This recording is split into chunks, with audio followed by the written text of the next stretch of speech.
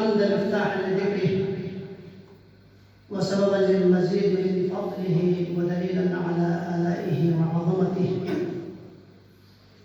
ثم الصلاة والسلام على أشرف بريته وخاتم رسله وأمين وحيه ومبلغ رسالته الذي دنا فتدلى فكان قاب قوسين أو أدنى، الذي سمي في السماء بأحمد وفي الأرضين أبي القاسم محمد.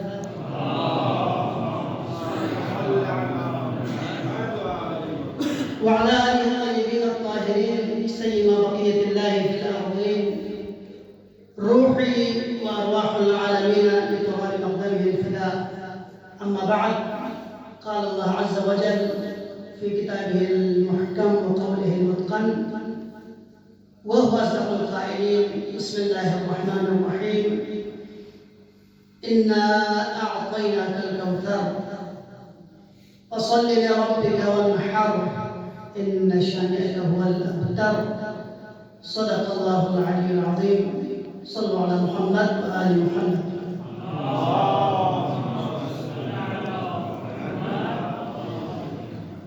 حيث أن هذا الشهرين منسوب شهر جماد الأولى والشهر جماد الثانية إلى سيدتنا ومولاتنا فاطمة الزهراء سلام الله عليها، وخاصة هذه الأيام نمر باستشهادها فنرفع أسمى التعازي إلى سيدي ومولاي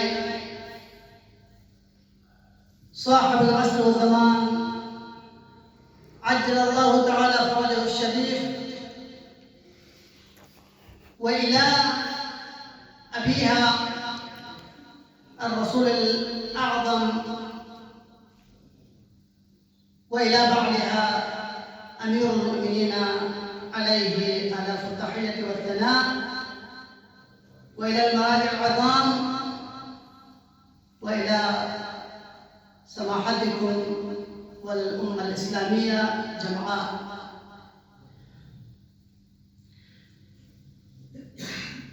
كتبت مقالة في شأنها، ولكن تركت المقالة وأذكر بعض مناقب سيدة نساء العالمين وكيف نذكر صفات وجلالة المرأة التي إذا ننظر إلى أبيها فأبوها خاتم الأنبياء والمرسلين وأفضل الخلائق أجمعين، وإذا ننظر إلى بعلها فأنه سيد الوصيين أمير المؤمنين من الأولين والآخرين، وإذا ننظر إلى ابنيها فهما سيدا شباب أهل الجنة. أن الله خلق في الكون أفضل الخلائق، وخاصة أن الله جعل الإنسان من أشرف المخلوقات، ولكن من هذه المخلوقات أفضله رسول الله صلى الله عليه وآله وسلم. بعد ذلك صلوا على محمد وآل محمد.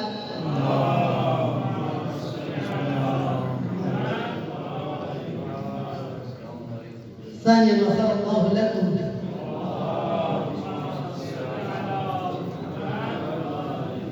بحب فاطمة الزهراء. ثالثا بأعلى أصواتكم. صل على محمد.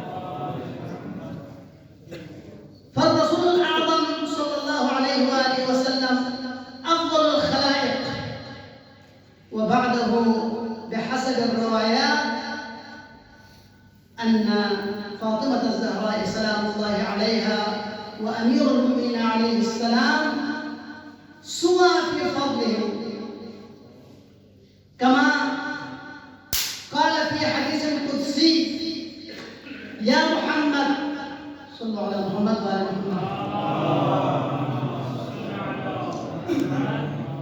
لولا خلقت فاطمة ابنتك لما كان لها كفء على وجه الأرض، آدم فمن دونه إلى وجه الأرض.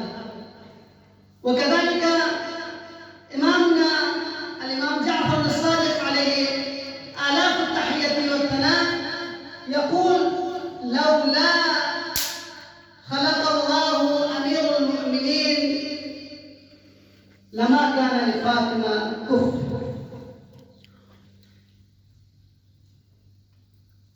كذلك أن أئمة المعصومين عليهم السلام أفضل من بقية الخلائق غير نبي وفاطمة وعلي عليهم السلام.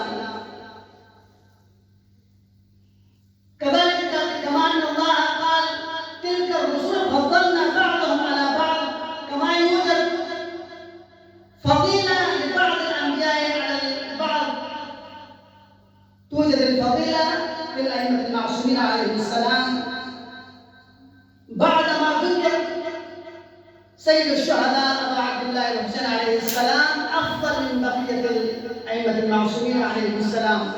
ولكن كما في واقعة الطف حينما وصل سيد الشهداء عليه السلام في كربلاء يقول لأختها الحوراء زينب سلام الله عليها، وهي كانت شريكة في جهاد الصبر، جهاد الشجاعة، جهاد الخطابة مع الحسين عليه السلام: إن أبي خير مني، وإن أمي خير مني، وإن أخي خير مني. فيدل على هذا أن أفضلية الزهراء سلام الله عليها على الحسين وعلى أولاد الحسين عليهم السلام. فأيها الطلبة الأعزاء الأفاضل، مقام سيد نساء العالمين كما ذكر في الأحاديث الشريفة توجد في الآيات الكريمة أن الله بين فضيلتها حينما أتى كما يقول جابر بن عبد الله الأنصاري وهو راوي لهذه الحديث: جاء أعرابي إلى رسول الله صلى الله عليه وآله وسلم ويقول: يا رسول الله، أريد أن أسلم. فقال: أشهد أن لا إله إلا الله وحده لا شريك له، وأشهد أن محمدًا عبده ورسوله. فقال الأعرابي: يا رسول الله، هل له أجر؟ فقال: لا أسألكم عليه أجرا إلا المودة في القربى. فقال: يا رسول الله، قرباي أم قربان؟ فقال: بل قرباي. ومن قرابتكم؟ فقال: علي، فاطمة وابنهما. فقال الأعرابي: اللهم حبب من أحبهم والعن من أبغضهم. فقال رسول الله صلى الله عليه وآله وسلم: اللهم آمين. حينما نحن نلعن على أعداء آل محمد فهذا ليس جديد. ما آتاكم الرسول فخذوه وما نهاكم عنه فانتهوا. وكما قال: إن الذين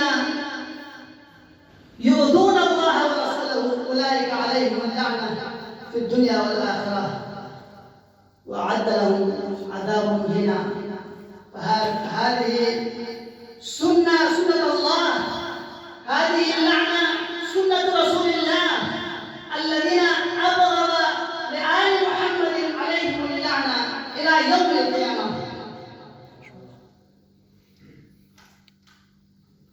كما قال رسول الله صلى الله عليه وآله وسلم: فاطمة بضعة مني، من آذاها فقد آذاني، ومن أبغضها فقد أبغضني، ومن أبغضني فقد أبغض الله.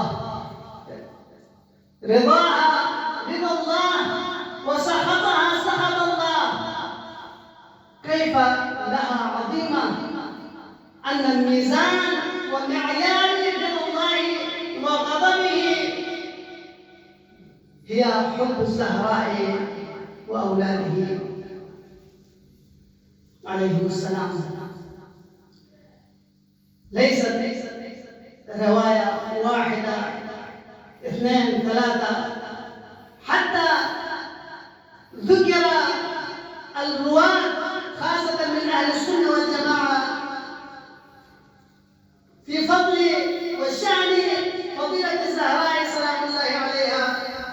أود أن أذكركم من بعض تلك الروايات في مناقب سيدة نساء العالمين في عائشة. وهذه الروايات من مسلماتهم ومصادرهم موثوقة، تقول إن فاطمة إذا دخلت على رسول الله صلى الله عليه وآله وسلم قام من مجلسه وقبل رأسها وأجلسها مجلسه. كذلك هذه الرواية أيضا مروية عن عائشة: كنت عند رسول الله صلى الله عليه وآله وسلم فذكرت عليا فقال: يا عائشة، لم يكن قط في الدنيا أحب إلى الله منه ومن زوجته فاطمة ابنتي ومن ولديه الحسن والحسين. تعلمين يا عائشة أي شيء نوعين لابنتي فاطمة ولبعضها؟ قالت: قلت: فأخبرني يا رسول الله. قال: يا عائشة، إن ابنتي سيدة نساء أهل الجنة، وإن بعلها لا يقاس بأحد من الناس، وإن ولديه الحسن والحسين هما ريحانة في الدنيا والآخرة. يا عائشة، أنا وفاطمة والحسن والحسين وابن عمي علي في غرفة بيضاء أساسها رحمة الله تعالى وأطرافها رضوان الله تعالى، وهي تحت عرش الله.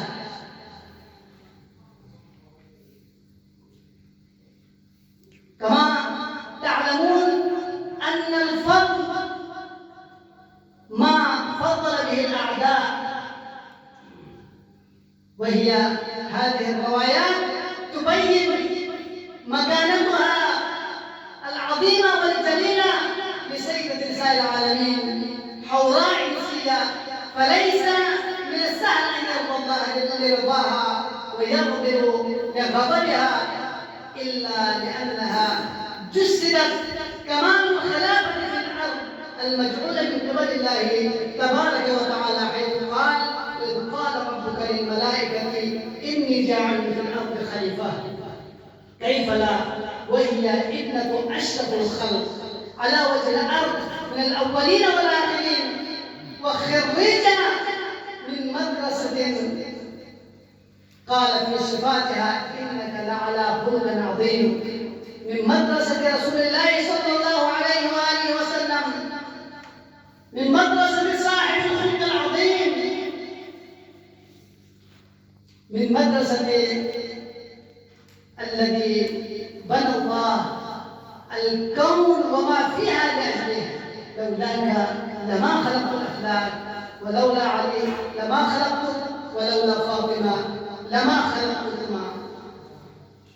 أيها الإخوة الأفاضل، مع هذه الفضيلة والدرجات الرفيعة لفاطمة الزهراء سلام الله عليها،